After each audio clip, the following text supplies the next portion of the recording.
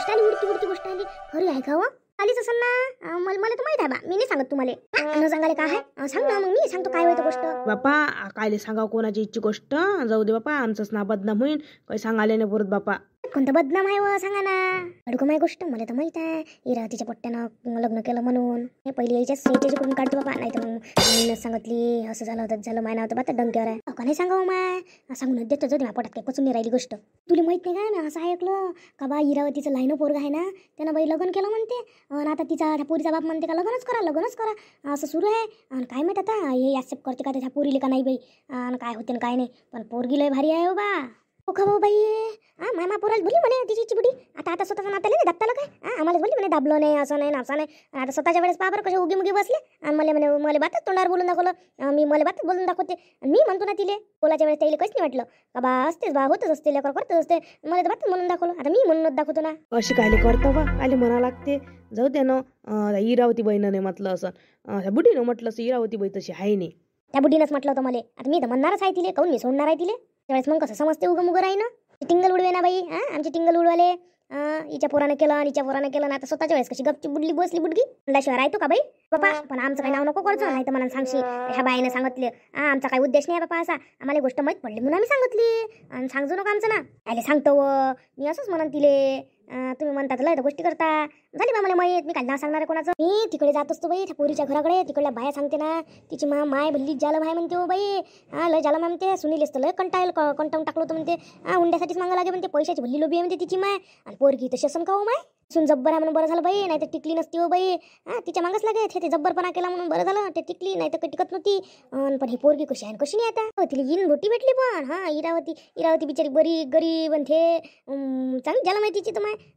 तर काही खैर नाही हो बाई आता. हे नाही झालं. बुडकी बात काढते तिची वेळी बसाडे दिग्देश राहीन माय. पण हे इरावतीला नेहमीसाठी राहा लागते ना.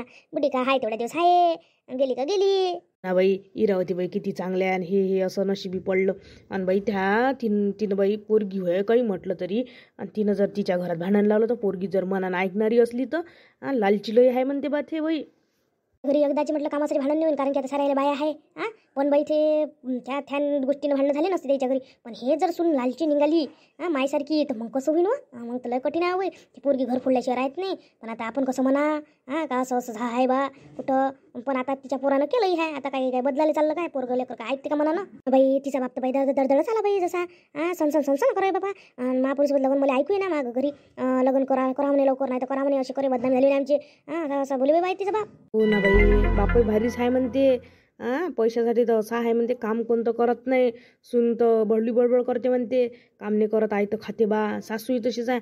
ना तर ही पोरगी कशी आहे कशी नाही. मी आता ऐकलं बाई पोरगी काही कामाची नाही आहे. काहीच काम नाही करत. तिचा भाऊ आहे कष्टिक. तिचा भाऊ काम करते. हे नुसते दिवसा ढोळ्या स्वप्न पाहणारे लोक आहे. आणि तिचा भाऊ आहे कष्टिक आणि त्याच्यावर घर चालते. तिची भावजे जराशी काहीतरी काम करते म्हणते. ब्युटी पार्लरचं काम करते. चांगलं चालते म्हणते ब्युटी पार्लर धंदा. एका टाइमला मी ऐकलं का बा 15,000 घेते मेकअपचे.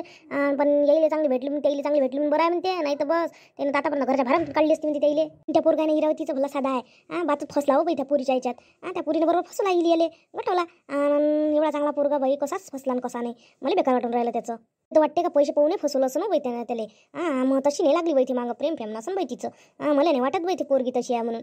तिच्या पायण्यावरूनच वाटते का चालाक आहे म्हणून ही पोरगी. तेवढी चालाक तर आहेच ते मला माहीतच आहे. पोट्टी 2-4 डमाला आला तर तिच्यासोबत कॉन्टॅक्ट. तर ते असेच करे. पैशाला जास्त हावरी आहे बाई. तर फोनच नाही आला. काय लग्न पुरती का काय माहिती. तर निर्णय पक्का आहे म्हणत होती ती. पण आता तिच्या बाबाचा निर्णय काय आहे तर त्याच्यामुळे नाही फोन केला असेल का तिनं. करू का मी तिला कॉल. तिचा निर्णय यायचा. मी कसं करणार आहे पहिले फोन. नाही तीच करेल. रश्मीची आठवण काढताच रश्मीचा फोन आला. अरे वा बाई किती कॉर्डिनेशन आहे. चांगलाच निरोप येऊ दे रे देवा. काही वाईट घटना घडू नको देऊ. फक्त एवढंच आता मला जी आहे लवकर कॉल उचलतो म्हणजे माहिती होते काय आहे नेमकं. रश्मी बोल ना. हो वियांजी आम्ही कॉल नाही केला. तुम्ही काही कॉल पण नाही केला. म्हणत होती ना मी कॉल करते म्हणून मी केला नाही तुला कॉल. मी तुझ्या कॉलची वाटच पाहून राहिलो होतो. आणि तुझाच लगेच कॉल आला. काय झालं सांग बरं लवकर. माझा जीव टांगणीला लागला आहे किती वेळचा. जी इतकं टेन्शन घेऊ नका. जे निर्णय आहे तुम्हाला मी काय सांगितलं होतं. माझा जो निर्णय असेल तोच माझ्या घरच्यांचा असेल. मग मी माझ्या घरच्यांना मी सरळ सांगून दिलं माझा हा निर्णय. मग त्याच्यानंतर माझ्या बाबांनी निर्णय हाच घेतला की नाही बा की राहू द्या आपलं जे आहे तेच फायनल राहू द्या. फायनली बाबांना काही प्रॉब्लेम आहे नाही आहे ना. उद्या जेही झालं ते चांगलं झालं. आपण दोघं एकत्र जाऊ ना हे खूप महत्त्वाचं आहे माझ्यासाठी. त्यासाठी नाही पण माझ्यासाठी ते खूप महत्त्वाचं आहे. लक्षात ठेवा. रश्मी मला माहित आहे तू माझी कोणत्याही काळात साथ देणारी आहे. का गं नाश्ता गिस्ता झाला की काय तशीच राहते. झाला का ते सांगा बरं. तुम्ही मला कॉल नाही केला तर मी नाश्ता नाही केला. मी म्हटलं तुम्ही नाश्ता करा आणि त्याच्यानंतर मी नाश्ता करेन. तुम्ही केला का कॉल, तुम्ही केला का नाश्ता सांगा बरं पहिले.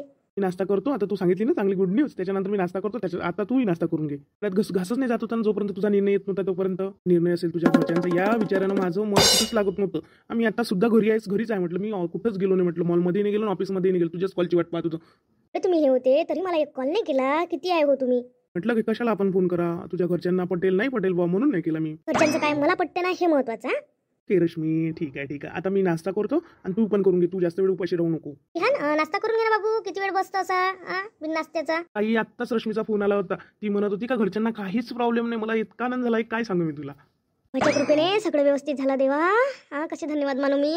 मलाही खूप आनंद झाला ही गोष्ट ऐकून. बापरे, नाही तर मला खूप टेन्शन आलं होतं रे. कसं होईना माझ्या मुलाचं. मला मुलीशी बसू दे. नाही बस ना. हो त्या हे सांगितलं माझ्या अर्ध टेन्शनच गेलं. काय बरं किती चांगलं झालं आपल्यासोबत. आपण कोणाचं वाईट करत नाही ना तर आपलं खरंच चांगलंच होते. कोणाचं कधी वाईट नाही करा. वाईट नाही केलं तर आपलं देव आपाप बरोबर करते. आपण करून कसं आपल्या पाशी वापस येईल म्हणते ना ते खरंच आहे रे बाबू. चांगलं केलं तर चांगलंच होईल. आपण वाईट केलं तर वाईटच होते. काय बरं आपलं चांगलं झालं ना काही असो. हो आई आपण चांगलं केलं ना तर आपलं चांगलंच होते. हे मला आता प्रचिती आली आहे मला. म्हणते ना नेहमी कोणासोबत चांगलं बघायचं, कोणाचं काम अडलं तर त्याचं काम करायचं. खरंच असं केलं तर होते. पण लय अनुभव आहे मला असे माझ्या जीवनात. चढ उतारी होते तेव्हा माया कधीच अडलं नाही म्हटलं. माया आपल्या घरी म्हटलं एवढी गरिबीची परिस्थिती पण आपल्याला कधी उपाशी राहायला लागलं नाही बाबू तेव्हाच्या काळातही. कारण काहून मी कधीच कोणाला खाली हाताने जाऊ नाही दिलं आयुष्यात. आणि कोणी जर उपाशी असेल तर पहिले देईल देऊ म्हटलं. मग आपल्या घरी असो का नसो.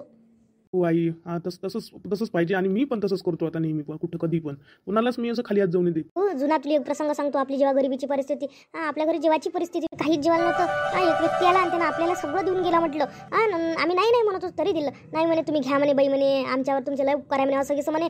त्या दिवशी म्हटलं एक दाना नव्हतं. असं वाटत होतं की का किती भूक लागली किती नाही. त्या दिवशी त्या व्यक्तीने दिलं. मी तर कधीच विसरत नाही. पैसे 1 रुपया नव्हता. पैसेही दिले होते त्या व्यक्तीनं.